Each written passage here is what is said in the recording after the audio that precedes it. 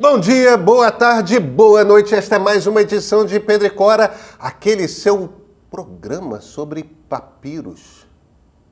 Papiros? O que papiro tem a ver com tecnologia? Calma. Pedro e Cora, como você sabe, toda terça-feira, toda quinta-feira, no canal de YouTube, no meio, na sua plataforma favorita de podcast. Eu sou Pedro Dória. Ao meu lado está minha querida amiga Cora Rona. Papiro? Como assim papiro, Cora? Não é exatamente sobre papiros, é sobre inteligência artificial. Mas o que inteligência artificial tem a ver com papiro? Você sabe? Eu aprendi. Vem.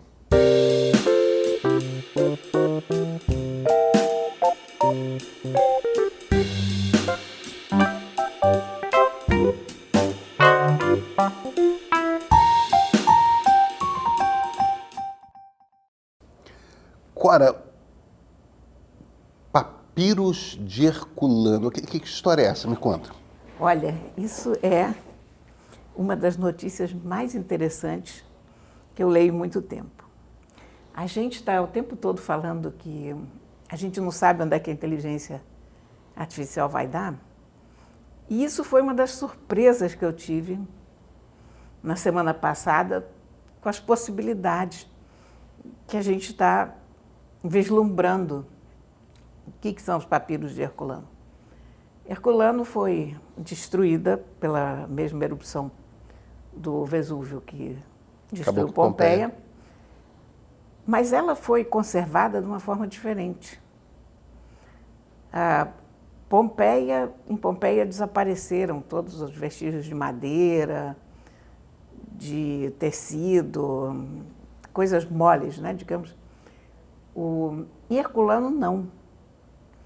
Eu, infelizmente, não sabia disso quando eu estive naquela região, porque senão eu teria ido a Herculano em vez de Pompeia. Mas em Herculano descobriram coisas muito interessantes. Há muito mais restos de vida do que em Pompeia, e das casas, e dos móveis, e das coisas do cotidiano. E entre essas coisas do cotidiano, descobriram numa determinada casa algumas centenas de papiros, aqueles rolinhos de papiro em que as pessoas escreviam na época. Evidentemente, isso não é possível desenrolar, não é possível ler, porque estão queimados. Você olha... É um carvão. É um carvão. Quando você olha, parece um pedaço de madeira queimado, não parece nada além disso. Eu tenho a impressão que eles descobriram que isso eram papiros para início de conversa, provavelmente por causa da disposição deles, por eles terem sido encontrados numa estante, alguma coisa assim. Eu não sei como eles foram descobertos, mas eu não teria a capacidade de ver qualquer coisa naquilo ali, além de um tronco queimado, de uma coisa queimada. Mas são papiros. E durante muitos anos, as pessoas vêm se debatendo com isso de saber que ali há um tesouro de escrita, mas sem saber como recuperar. Bom, na semana passada, eles anunciaram que finalmente foi criada uma tecnologia de inteligência artificial para a leitura disso. Então, já havia uma tecnologia de desenrolamento digital dos papiros. Porque eu imagino que é um troço tão frágil que você não consegue desenrolar fisicamente. Né? Você não consegue nem mexer direito com aquilo que está inteiramente queimado. Quando você tenta desenrolar fisicamente, o negócio se desfaz, cinzas. Mas se você passa por um tomógrafo de alta resolução, você consegue desenrolar. É preciso um aplicativo. Você consegue fotografar as várias camadas Isso. Quer dizer, foi desenvolvido um aplicativo para isso. Isso não é automático, não é botou no tomógrafo. Não. Tem um aplicativo que leva em conta essas voltas do papiro. Bom. E aí fotografa os trechos das várias camadas e bota um depois do outro e monta, né? Agora, como ler isso? Como separar a escrita do material? Porque a tinta era uma tinta à base de carvão. o negócio se transformou em carvão. E o camarada que vinha estudando esses papiros, é um papirologista, você veja, que desenvolveu essa técnica de desenrolar eles no tomógrafo, virtualmente.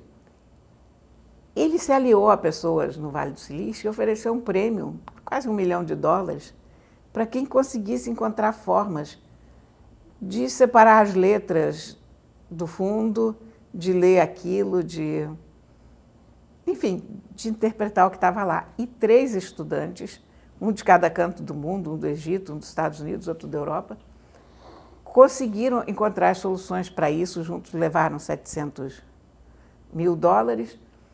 Outros que deram outras sugestões levaram prêmios menores de $50 mil cada um. O fato é que todos esses projetos juntos conseguiram distinguir a letra da base, em que a letra está, conseguiram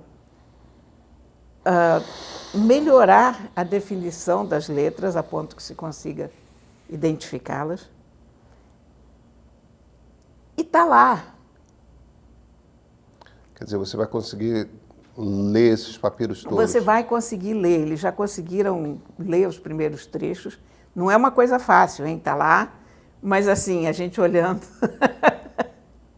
a gente vê que tem alguma coisa escrita, mas não é simples. Mas os papirologistas todos que conseguem ler esse cursivo romano estão completamente maravilhados porque se abriu um tesouro diante deles. Nessa casa, em Herculano, foram descobertas algumas centenas de papiros e a casa ainda não foi inteiramente explorada. Caramba. De modo que eles imaginam que possa haver outras centenas de papiros. E a grande coisa é que isso vai nos dar, pode nos dar, uma dimensão inteiramente nova do passado. Nunca foi encontrado nada tão antigo, uma biblioteca tão antiga. Essa é a primeira biblioteca dessa época que se consegue ler. Ah, que bacana, que Nós estamos falando de uma biblioteca do ano 79. Da nossa época, que foi quando aconteceu a explosão do Vesúvio. E eu fiquei tão fascinada com essa história, sabe? Porque não só pelo que esses papiros devem guardar isso, a gente vai ter uma resposta muito em breve, porque você imagina, se os papirologistas estão conseguindo ler, já já você vai ter um programa de inteligência artificial que ele lerá, inclusive. Então, a gente vai poder ter acesso a esses textos rápido. Se você pensar que eles estão lá há quantos mil anos, né? Quietos, mudos, e de repente a gente vai poder decifrar o que estava lá. Mas isso também me dá uma janela para o que a inteligência artificial pode fazer e a gente ainda não se deu conta. Agora, você sabe que isso me lembra de uma história uma reportagem que eu li na BBC, super interessante, é de uma coisa parecida, porém diferente. Eu não sabia, mas estava nessa reportagem. Se sabe que aquelas diversas civilizações que existiram no Oriente Médio, ali, 5 mil anos atrás, 4 mil anos atrás, a gente pensa em Babilônia, mas Pérsia e tal, só que foram muitas civilizações que viveram naquele tempo, que existiram naquele tempo. A maioria delas tinha escrita, porque 5 mil anos atrás é mais ou menos o momento que surge a escrita, em geral é aquela escrita cuneiforme. Então, você tem milhares de estelas. Estelas são coisas Sim. anteriores ao papiro, né? São aquelas plaquinhas de argila em que você tem o escrito cuneiforme, que são várias cunhas, com, em geral, línguas semíticas próximas, né? A maioria delas a gente conhece a gente conhece o suficiente das línguas para saber o que está escrito. A maioria, nem todas. O problema é o seguinte, muitas dessas línguas, são muitas civilizações. A gente pensa em, sei lá, fenícios, persas, babilônios, mas são muitas civilizações. Entre eles e os gregos, a quantidade de civilizações que nasceram e morreram ali no Levante, ali no Oriente Médio, é uma coisa imensa. E temos milhares de estelas. E algo tipo, tem línguas que tem tipo 2 pessoas no mundo que falam, que conhecem, que são aqueles especialistas sofisticadíssimos, tudo mais, que escrevem livros inteiros sobre 2 estelas, porque tem uma complicação. Eu não diria uma complicação, várias complicações. Não, sim, o ponto é, temos um acervo imenso, muito grande sobre as primeiras civilizações humanas, de documentação escrita em estelas de argila, e quase nada disso foi traduzido ainda. Ou porque a língua, já pensou? Ou porque a língua não está traduzida, compreendida, ou porque você tem 1, 2 pessoas no mundo que falam aquela, que conhecem, conseguem ler aquelas línguas, e não é uma coisa assim do tipo... Que egiptologista pega hierógrafo e lê como se fosse história em quadrinhos. É muito engraçado. Sabe, eles leem muito rápido. Vou fazer um parênteses, porque quando eu estive no Egito, a gente tinha um guia maravilhoso, que era egiptologista, e eu apontava para ele assim, o que está escrito lá? E ele lia.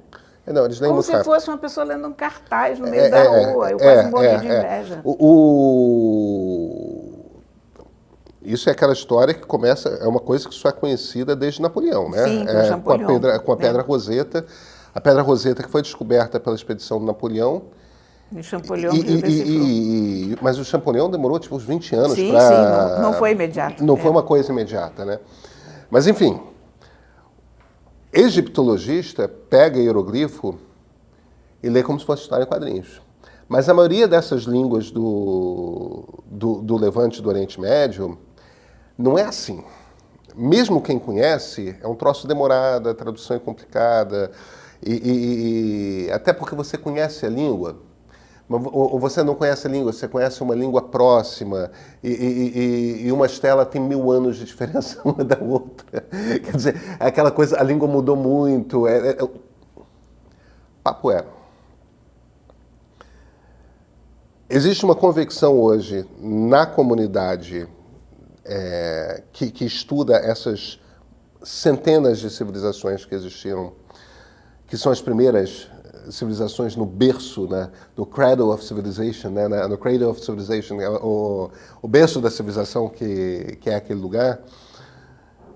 Existe convicção de que nos próximos 10 anos você vai traduzir tudo. Isso é sensacional, né? Imagina a quantidade de conhecimento sobre como as civilizações humanas nasceram. A gente vai ganhar, de repente, por causa de modelos grandes de linguagem. Eu fico completamente emocionada com isso. Mas é emocionante mesmo. Quando eu penso... Eu tenho esse arrependimento de não ter ido a Herculano, porque eu não sabia, né? Mas a próxima vez que for para lá... Provavelmente irei, porque eu tenho essa vontade. Mas eu quero muito ir lá ver, porque, olha, em Herculano eles estão estudando as coisas mais bizarras. No outro dia vi um documentário sobre os coprólitos. Os coprólitos. O coprólito é um cocô fossilizado. Eu conhecia coprólito de dinossauro, não de gente. Não, existe. E há todo um ramo da arqueologia que estuda isso. Estão descobrindo os hábitos alimentares, as doenças, as deficiências nutricionais, um retrato do cotidiano, né? É maravilhoso. Temos um enorme passado pela frente. Temos um enorme passado pela frente e a gente vai aprender muito sobre o passado por causa de inteligência artificial, né? E, nossa, a gente começa a pensar e fica tonto, né? É que as pessoas ainda não registraram o quanto que essa tecnologia vai mudar tudo. Eu acho fascinante. Não, olha, eu vou te dizer que eu senti uma emoção quando eu li essa notícia, sabe? Aquelas coisas que... Não, eu entendo perfeitamente. Que o teu coração dá um salto, assim, se diz... Agora, que se abre essa janela para você, não só dos textos, mas do que é possível fazer com isso, né? A gente está falando aqui de Roma, eu quero dar uma dica, uma série na HBO Max. Antes de você falar do seu livro, eu vou falar de uma série. É uma série que tem 2 temporadas, uma série europeia, tem 2 temporadas, na HBO Max só está a primeira temporada. Não sei quando que vão lançar aqui no Brasil a segunda temporada, mas é uma série que não está badalada e, no entanto, é muito interessante. Se chama Domina. D de dado, Domina. Domina é a maneira como...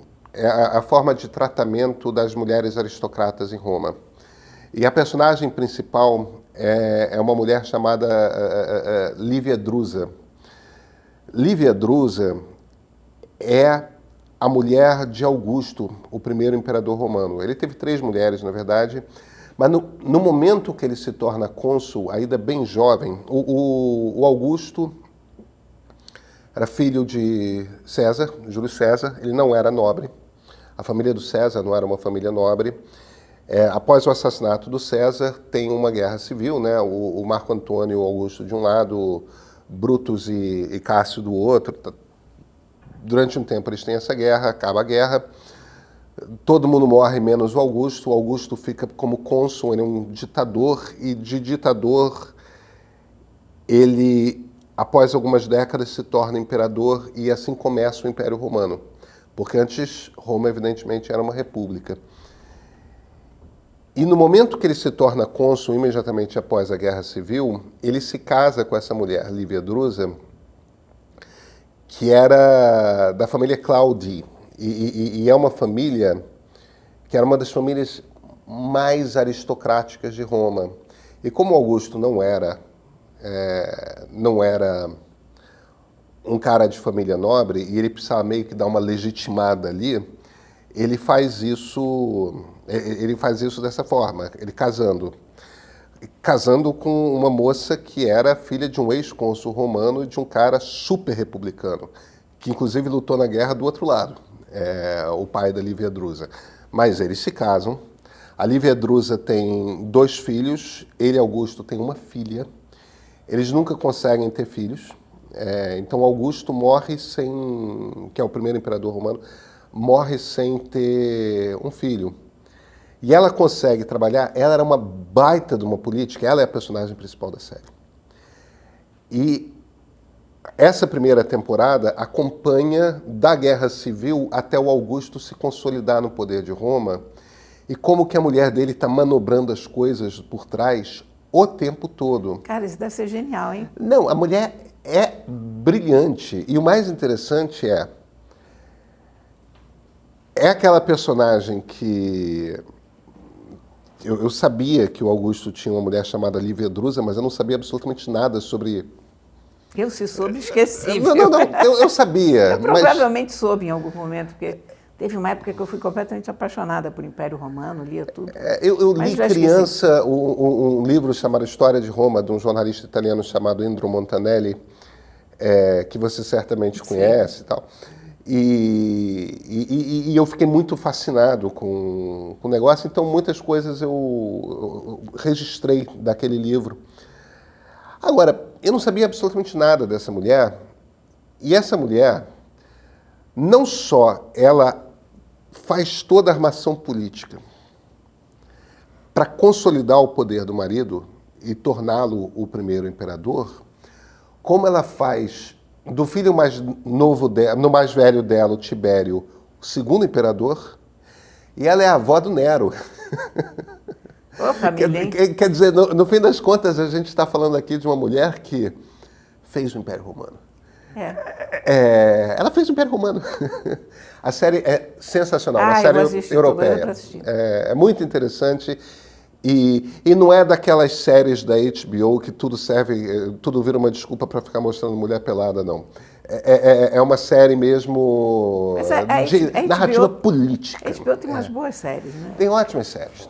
Uma coincidência total, sabe por quê? Porque eu comecei a ler na semana passada um livro do Tom Holland chamado Rubicon. O Rubicão. Pois é. Aquele que não deve ser cruzado. Aquele que não deve, exatamente. Muito bacana. O livro é bom? Muito bom. Tom Holland é ótimo. Tom Holland é um historiador que apresenta séries também. É um professor maravilhoso, né? Então, como o cara é um excelente professor, ele apresenta as séries de um Mas jeito... é sobre César o livro? É claro. Sobre o rio que ele cruzou, né? Mas isso é Exatamente. spoiler, eu acho. Mas eu comecei a ler, por acaso, e aí estava nesse clima de Império Romano e Roma para cá, Roma para lá, e tive essa notícia e agora você me fala dessa série. Então, Maravilha. Temos livro, Cora? temos. Olha aqui.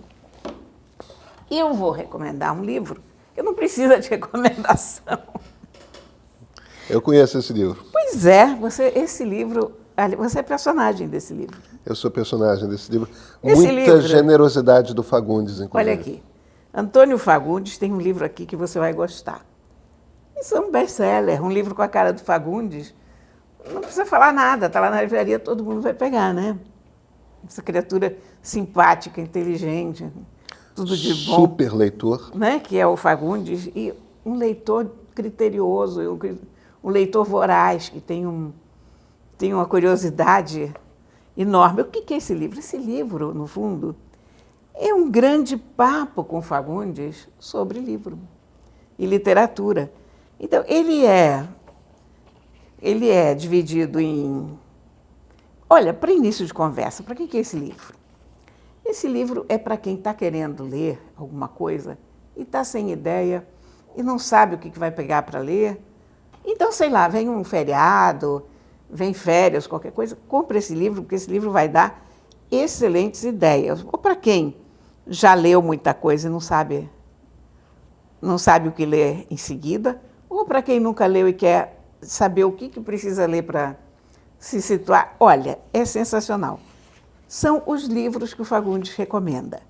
Então, ele tem várias divisões aqui, ele tem os clássicos brasileiros, ele tem livros de não ficção, ele tem universos fascinantes.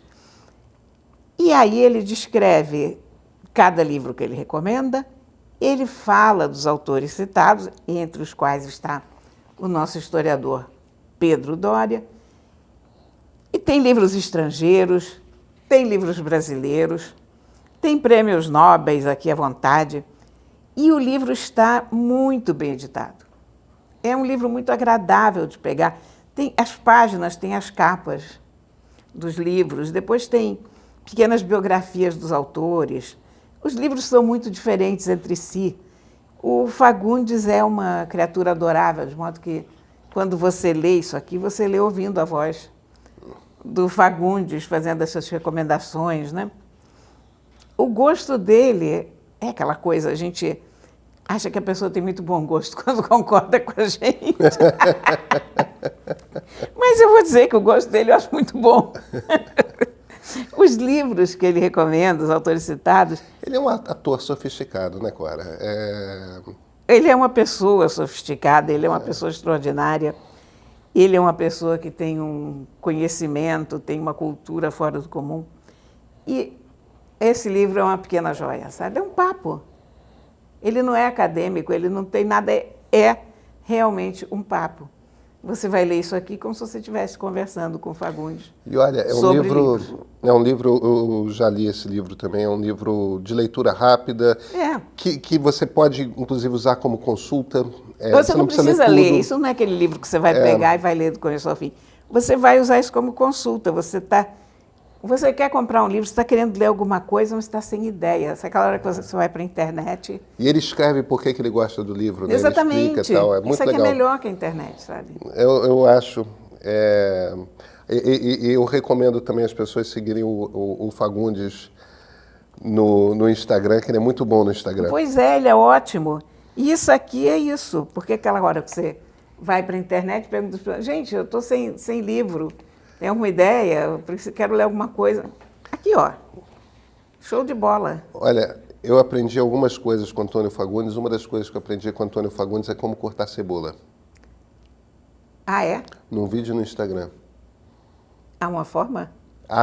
Existem muitas formas de cortar cebola, mas tem uma em particular, vocês procuram no Instagram do Fagundes, que facilita imensamente. Ah, pronto, tá vendo? Fagundes é cultura. Fagundes é cultura. Cora, A gente se vê, a gente fez um livro excepcionalmente na quinta-feira, porque não teve programa na terça, mas terça-feira que vem eu quero o livro de novo, tá? Tá bom, teremos. Então, maravilha. Tem vários na agulha. Maravilha. Mas esse aqui é show. Nos vemos então na terça? Nos vemos na terça. Até terça-feira.